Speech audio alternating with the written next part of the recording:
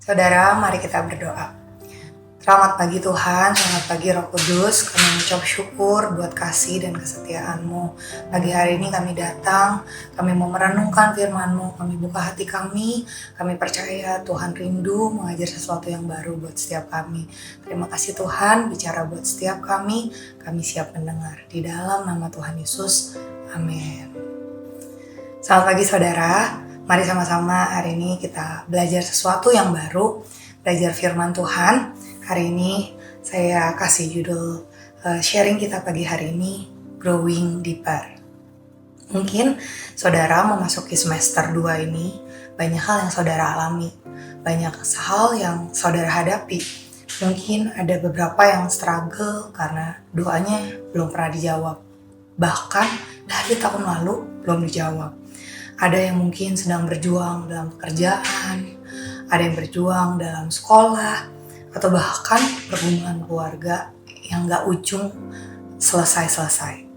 Tapi kalau kita boleh jujur saudara, dari semua problem dan masalah yang kita alamin, yang paling berat itu bukan masalahnya, tapi justru hal yang paling melelahkan adalah penantiannya, masa penantiannya. Ketika kita harus menanti jawaban, menunggu pemulihan, dan menunggu terobosan.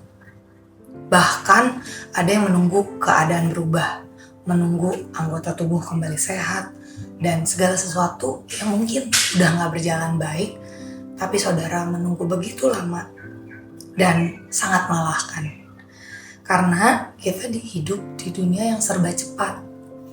Kita terbiasa mengukur segala sesuatunya dengan waktu. Kalau target belum tercapai, kita panik.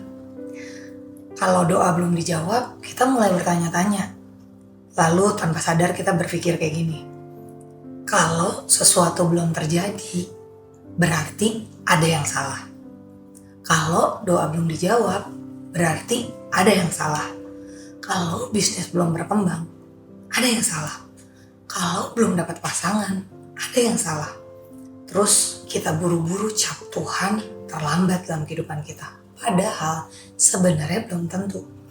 Karena masalahnya bukan Tuhan yang terlambat. Masalahnya itu karena kita terbiasa hidup dengan deadline. Tahukah saudara? Kita hidup dengan deadline, tapi Tuhan bekerja dengan divine timing. Divine timing artinya waktu Tuhan selalu pas, bukan terlalu cepat dan bukan terlambat. But anyway, Tuhan tidak pernah terlambat saudara. Kita yang terburu-buru. Manusia tuh hidup dalam rentang waktu. Kita terbiasa dengan deadline. Kita terbiasa deadline pekerjaan, sekolah, kuliah, tugas, target. Dan karena hidup kita penuh dengan deadline, banyak orang hidup dalam kekhawatiran, ketakutan, kecemasan, anxiety, yang akhirnya gak ada ujungnya. Kita merasa terus dikejar-kejar. Harus bayar ini, harus bayar itu, harus buka cabang, harus sembuh, harus menikah, harus sukses. Dan yang lebih bahaya, seringkali kalau deadline itu gak terjadi, kita kasih deadline itu sama Tuhan. Tuhan, bulan ini harus ada jawabannya ya. Tuhan, tahun ini harus bisa ya. Harus punya pasangan ya. Harus punya anak ya. Tuhan, sebelum bisnis aku bangkrut, Tuhan harus tolong ya. Jadi kita kasih semua deadline yang kita bikin itu sama Tuhan. Dan ketika Tuhan gak jawab sesuai timeline kita, again, Tuhan yang kita salahin. Kita mulai kecewa sama Tuhan. Dan kalau ujungnya juga gak dijawab, kita mulai tanya sama Tuhan. Kok Tuhan diem aja sih? Kok Tuhan belum jawab? Atau bahkan kita bisa bilang ini, kok Tuhan bisa-bisanya terlambat? Padahal, saudara, kita sering lupa siapa Tuhan yang kita sembah. Tuhan yang kita sembah itu adalah Tuhan yang tidak terbatas oleh waktu. Di Wahyu 22:13 firman Tuhan bilang ini, Aku adalah Alfa dan Omega, yang pertama dan yang terkemudian, yang awal dan yang akhir. So church, dia bukan hanya Tuhan yang ada di awal cerita kita. Dia juga Tuhan yang sudah melihat akhir dari cerita kita.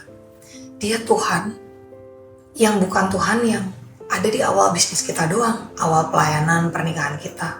Enggak saudara, tapi dia juga Tuhan yang ada di akhir dari hubungan kita, pekerjaan kita, bahkan ada di masa depan kita. Dia tahu ujungnya hidup kita, dia tahu ujungnya bisnis kita, ujungnya pelayanan kita. Dia tahu saudara, dia ada di setiap season kehidupan kita. Bahkan dia tahu solusi terbaik untuk setiap masalah-masalah yang kita alami. So, mari belajar dari Yunus saudara. Pernahkah saudara berpikir kalau jauh sebelum Yunus dibuang ke laut, Tuhan sudah menyediakan semuanya, literally semuanya. Tuhan bahkan sudah menyiapkan ikan yang sebesar itu saudara. Ikan itu kan gak lahir langsung segede gitu saudara. Ikan itu lahir pasti kecil dulu juga. Dan Tuhan sudah sediakan ikan harus besar, size-nya segede apa. Supaya gimana caranya? Supaya waktu Yunus dibuang, ikan itu tuh benar-benar bisa langsung telan. Tempatnya, momennya, waktunya sudah disediakan. Bahkan bagaimana caranya perut ikan itu bisa sesuai ukurannya dengan badan Yunus sampai Yunus bisa stay di sana 3 hari. Kebayangan saudara betapa Tuhan sudah tahu dan se-prepare itu menyiapkan segalanya. Bahkan momen dan tempat di mana Yunus dimuntahkan pun Tuhan udah menyediakannya. Jauh dari sebelum Yunus itu ditelan. Artinya apa saudara? Sebelum Yunus mengalami krisis, Tuhan sudah mempersiapkan pertolongannya. Sebelum masalah datang, Tuhan sudah bekerja. Sebelum badai muncul, Tuhan sudah menyiapkan jalan keluar. Karena Tuhan sudah ada di masa depannya Yunus. Dan Tuhan yang sama ada di masa depan setiap kita.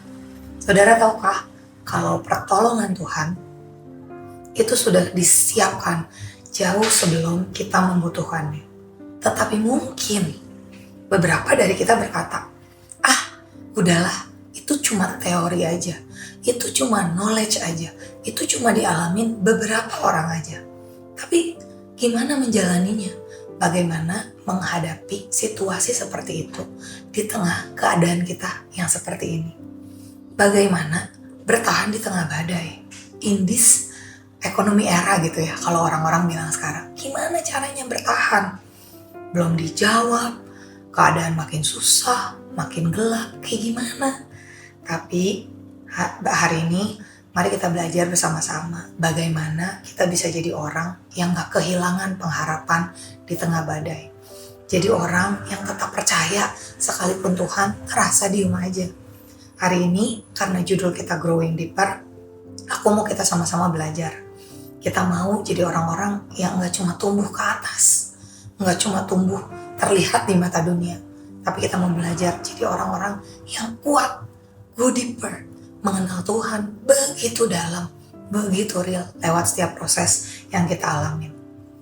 Saudara, seringkali Tuhan gak langsung mengubah keadaan kita, tetapi Tuhan seringkali memakai keadaan kita untuk membuat hubungan kita semakin dalam sama Tuhan, membuat kita semakin mengenal hatinya Tuhan dan agendanya Tuhan buat masa depan kita, dan membuat kita terus berharap bahkan ketika kita gak punya alasan untuk berharap. Hari ini saudara bisa baca setelah selesai dari morning call ini, saudara bisa baca Markus 4 ayat 35-41. Itu cerita di mana Tuhan meredakan angin ribut saudara. Dari cerita ini, mari kita sama-sama belajar membawa poin kita yang pertama saudara. Bagaimana kita bisa growing deeper di tengah season hidup yang gak gampang. Di momen itu, angin ributnya kenceng banget. Airnya pasti masuk ke dalam kapal saudara. Dan pasti gak ada satupun orang yang bisa tenang. Tapi yang pertama yang kita mau pelajarin, bagaimana kita bisa belajar growing deeper di tengah hidup yang gak gampang. Nomor 1 saudara, live by decision. Hidup dengan keputusan. Di Markus 4 ayat 38 dibilang kayak gini, Guru, engkau tidak peduli kalau kita binasa. Ada sebuah kekhawatiran dari para murid-muridnya. Karena mereka melihat Tuhan tuh kayak diem aja. Hari itu murid-muridnya penuh ketakutan saudara. Mereka cemas, gelisah, bahkan mungkin beberapa dari mereka sampai marah banget sama Tuhan. Karena mereka bilang, mereka merasa, mereka melihat kalau Tuhan tuh diam aja. Seolah mereka bilang ini sama Tuhan, Tuhan mau diem aja lihat kita tenggelam. Tuhan gak peduli ya sama kita. Dan kalau saudara membayangkan keadaannya, memang itu posisi yang gak banget sih. Wah, angin kencang, air masuk, berjam-jam saudara, keadaan gelap, bahkan bukan berjam-jam, berhari-hari saudara. Dan rasanya mungkin mustahil ya, ada orang yang bisa tidur nyenyak di momen itu. Tapi Tuhan ditemukan sedang tidur saudara. Tapi kita belajar, seringkali bukankah hidup kita mirip kayak gitu? Kita udah melibatkan Tuhan, kita rajin ibadah, kita melayani, kita merenungkan firman Tuhan setiap pagi, ikut morning call, berdoa, mencari Tuhan. Tapi ketika badai datang, kita rasain kayak murid-murid ini. Kita ngerasa, kok Tuhan diem aja? Kok Tuhan kayak tidur ya? Kok Tuhan bisa-bisanya gak melakukan apa-apa? Tapi hari ini, poin yang pertama, let's live by decision. Jangan bangun hidupmu di atas perasaan yang berubah-ubah. Tapi bangunlah hidupmu di atas kebenaran yang tidak pernah berubah, saudara. Kalau kita ngikutin kebenaran dari dunia, hidup kita kan terombang-ambing. Tapi kalau kita taruh firman Tuhan, itu jadi dasar kehidupan kita. Kita percaya kalau firman Tuhan bilang masa depan sungguh ada, harapan gak akan pernah hilang. Mari bangun hidup di atas firman Tuhan. Apapun keadaannya, seberapa besar pun badainya, kita lihat hari ini kita bisa ada, pagi ini kita bisa bernafas, semua karena anugerahnya Tuhan, saudara. Mari paksa diri kita hidup di atas kebenaran, bukan di atas perasaan. Yang membuat kita hari ini tetap ikut Tuhan adalah karena kita memutuskan menjadi orang dewasa. Karena orang dewasa hidup berdasarkan keputusan. Karena orang yang dewasa hidup berdasarkan keputusan. Sekali lagi saudara, orang yang dewasa hidup berdasarkan keputusan. Mau pahit, mau tetap percaya, itu keputusan. Mau menyerah atau tetap berjalan, itu keputusan. Mau menjauh dari Tuhan, itu keputusan. Kita mengerti saudara, kalau perasaan itu penting. Tuhan itu peduli sama perasaan kita. It's valid saudara. Benar, kita boleh merasakan sedih, kecewa, gagal. Tapi kita gak boleh hidup di atas perasaan-perasaan itu. Itu cuma hanya perasaan yang harus kita embrace. Habis itu kita harus bangkit saudara. Kita harus bangun lagi hidup kita di atas kebenaran, bukan perasaan. Tuhan peduli banget sama perasaan kita. Kalau kita hidup dipimpin oleh perasaan, lagi gak ada mood, kita gak pelayanan. Lagi capek, kita gak mau ibadah, kita gak mau doa pagi. Lagi kecewa, kita gak mau cari Tuhan. Maka hidup kita akan berantakan. Karena itu, dalam musim segelap apapun, segoncang apapun saudara, marilah putuskan untuk tetap tinggal di dalam Tuhan. Tetap hidup. Bangun hidup kita di atas kebenaran, bukan di atas perasaan kita. Amin saudara. Yang kedua saudara, poin terakhir, live by grace. Hidup di atas kasih karunia. Markus 4 ayat 39 bilang kayak gini. Lalu ia bangun, menghardik angin itu dan berkata kepada danau itu, diam, tenanglah. Hanya kasih karunia Tuhan yang sanggup membuat badai hidup menjadi tenang. Tahukah saudara, mungkin hari ini ada yang sedang berada di dalam musim yang gelap banget dan goncang seperti murid-murid Tuhan Yesus pada zaman itu. Saudara lagi nggak lihat jalan keluar, saudara lagi nggak punya pengharapan. Tapi mari sama-sama pagi hari ini kita diingatkan oleh ayat firman Tuhan. Tuhan yang kita sembah adalah Tuhan yang penuh kasih karunia. Di 1 Korintus 16 ayat 23 dibilang kayak gini. Kasih karunia Tuhan Yesus menyertai kamu. Titik. Tidak ada syarat tambahan. Saat kita berhasil, saat kasih karunia Tuhan hanya ada saat kita berhasil, saat kita gagal, kuat, lemah, jatuh, berdosa, atau nggak ada syarat apapun saudara. Tapi kita tahu firman Tuhan ini langsung titik. Kasih karunia Tuhan tetap ada. Mungkin kalau saudara lagi ngalamin hal yang gak baik atau hal yang menyakitkan yang membuat saudara merasa Tuhan gak tolong, firman Tuhan cuma ingetin gini, mungkin Tuhan hanya sedang mendisiplinkan kita. Tuhan mengizinkan kita atau Tuhan mengizinkan kita menuai konsekuensi dari keputusan kita. Tetapi ingat saudara, Tuhan tidak pernah meninggalkan kita. Dia tetap berjalan bersama kita. Dia tetap menemani kita. Dia tetap mengasihi kita. Dia gak pernah meninggalkan kita karena firman Tuhan bilang, kasih karunia Tuhan Yesus menyertai kamu anytime, anywhere, in every season of our life. Dia ada saudara. Saya mau remind saudara, your mistakes do not cancel God's grace. Kesalahan kita tidak akan menggagalkan kasih karunia Tuhan untuk hidup kita. Sekalipun saudara pernah salah, sekalipun saudara pernah gagal, pernah jatuh dalam dosa, kasih karunia Tuhan tetap ada saudara. Tapi bagian kita harus bertobat, berpaling dari jalan-jalan kita yang jahat. Don't take God's grace. Itu seperti hal yang harus diumbar-umbar. Don't take it for granted saudara. Jangan menyia-nyiakan kasih karunia Tuhan. Tapi mari hormati kasih karunia Tuhan. Hormati hadiratnya, hormati kasihnya. Saudara akan alamin, sekalipun saudara pernah jatuh, tapi saudara tetap masih layak dan masih dimampukan dan masih dikasihi untuk menerima kasih karunia Tuhan. Tuhan tidak mengasihi versi terbaik kita, tapi Dia mengasihi kita, titik. Kasih seorang bapa nggak hilang hanya karena anaknya gagal saudara. Tuhan mungkin mendisiplinkan kita karena kesalahan kita di masa lalu. Tapi Tuhan tidak pernah meninggalkan kita. Karena itu di musim segelap dan segoncang apapun, tetap tinggal di dalam Tuhan saudara. Tetap percaya, tetap dekat dengannya. Karena kasih karunia-Nya tidak pernah meninggalkan kita. Tidak pernah meninggalkan saudara. Amin saudara. Dari dua hal ini kita bisa belajar. Inilah proses di mana kita bisa growing deeper. Bisa mengenal Tuhan sebegitu detail, sebegitu dalam. Kita melihat siapa pribadinya. Kalau Dia Allah yang mengampuni, Dia Allah yang mengasihi. Tapi kita harus benar-benar bisa memutuskan untuk hidup setiap hari dipimpin oleh firman Tuhan. Enggak lagi dikuasai sama dosa, intimidasi, kegagalan, atau apapun itu. Tapi kita bangun diri kita di atas kebenaran firman Tuhan yang menyatakan kalau kasih karunia-Nya cukup banget buat kita.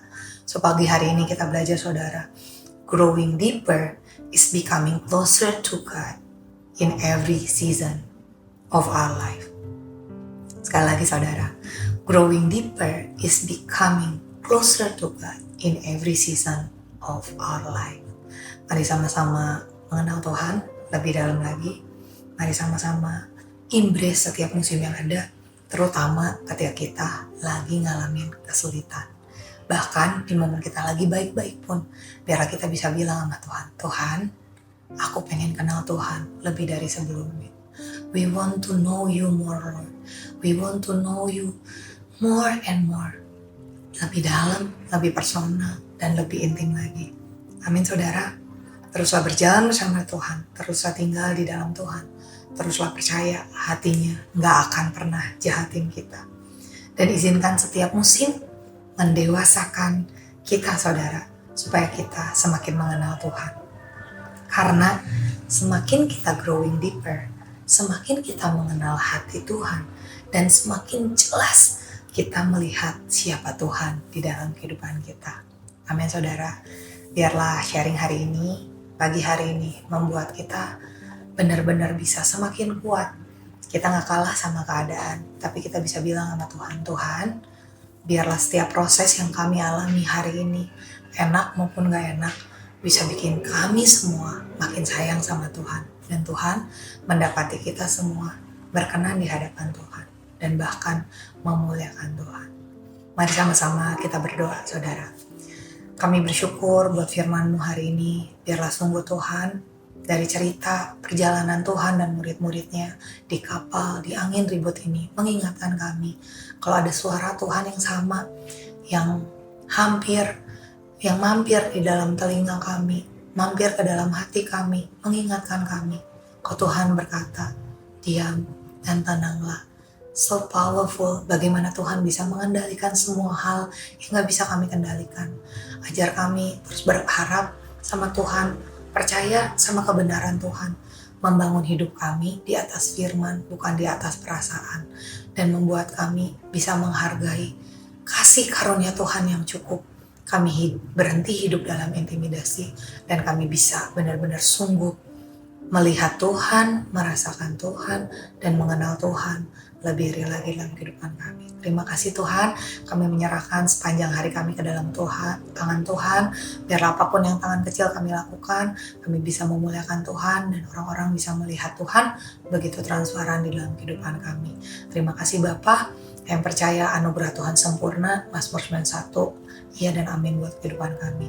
Segala puji, hormat, kemuliaan cuma buat Tuhan Yesus. Di dalam nama Tuhan Yesus kami berdoa dan mengucap syukur. Haleluya. Amin.